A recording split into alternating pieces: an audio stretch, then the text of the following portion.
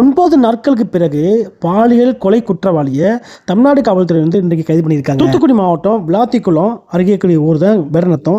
அந்த பகுதியை சேர்ந்த சுப்பராஜ் அவங்க பொண்ணு பார்த்தோம்னா ஒரு 9 நாளுக்கு முன்னாடி பார்த்தோம்னா இயற்கை உபாதையை கழிக்க போனவங்க வீடு திரும்பலை. அதுக்கப்புறம் பார்த்தோம்னா போலீஸ்காரங்க வந்து விசாரணை நடத்தி தேடும் போதும் பார்த்தோம்னா அந்த பொண்ணு கற்பழிக்கப்பட்டு கொலை செய்யப்பட்டு இருந்தாங்க.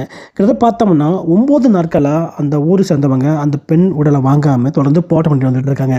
அதே போல் தமிழ்நாடு காவல்துறையும் கிட்டத்தட்ட ஒரு 8 தனிப்படை அமைச்சு வந்து குற்றவாளி தேடி வந்துட்டு இருந்தாங்க. ஆனால் குற்றவாளி சிக்கவே இல்லை. அதுக்கப்புறம் பார்த்தோம்னா தொடர்ந்து தமிழ்நாடு காவல்துறை அங்கே இருக்கக்கூடிய சிசிடிவி கேமரா அதே போல் சந்தேகப்படக்கூடிய நபர்களை பிடிச்சி விசாரணை பண்ணாங்க. அதே போல் அவங்களுடைய இரத்த மாதிரிகளை எடுத்து வந்து டெஸ்ட் பண்ணாங்க. சந்தேகப்படக்கூடிய குற்றவாளிகளுடைய ரத்தத்தை வந்து டெஸ்ட்டுக்கு அனுப்பியிருந்தாங்க. அந்த ரிசல்ட் வந்து இன்றைக்கி வந்திருக்கு.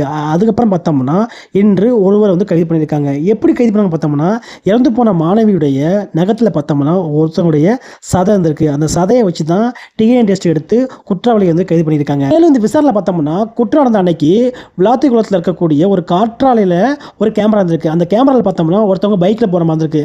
அதுபோல் அந்த பைக்கில் போனவர் அதே போல் அந்த பெண் நகத்தில் இருந்த தசையை வச்சு தான் குற்றவாளி வந்து கைது பண்ணியிருக்காங்க. குற்றவாளி யாருன்னு பார்த்தோம்னா ராமநாதபுரம் மாவட்டம் சாயல்குடியை சேர்ந்தவர்.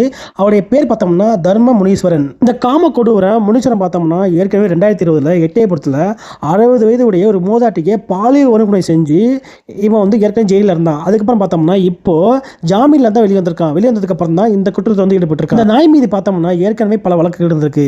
ஏற்கனவே செஞ்ச தப்புக்காண்டி தான் ஜெயிலில் இருந்திருக்கான். ஜெயிலிருந்து வந்தவன் சும்மா இல்லாமல் 17 வயது உடைய 12ஆம் படிக்கக்கூடிய பள்ளி மாணவியை கற்பழிச்சு கொலை பண்ணியிருக்கான் அந்த நாய். இப்போ போலீஸ்காரங்க பிடிச்சிட்டாங்க. இவனை குற்றம் நடந்து 9 நாள் ஆயிடுச்சு. ஆனால் தொடர்ந்து தமிழ்நாடு காவல்துறை பல விசாரணை மேற்கொண்டு தேடுதல் வேட்டை நடத்தி இப்போ இந்த குற்றவாளியை வந்து கைது பண்ணியிருக்காங்க. இந்த காம கொடூர நாய்க்கு தூக்கு தண்டனையோ இல்லை என்கவுண்டரில் போட்டால் கூட மறுபடியும் இந்த மாதிரி தப்பு நடக்காமல் இருக்கும். குற்றவாளியை பிடித்த தமிழ்நாடு காவல்துறையை பாராட்டி ஆகணும்.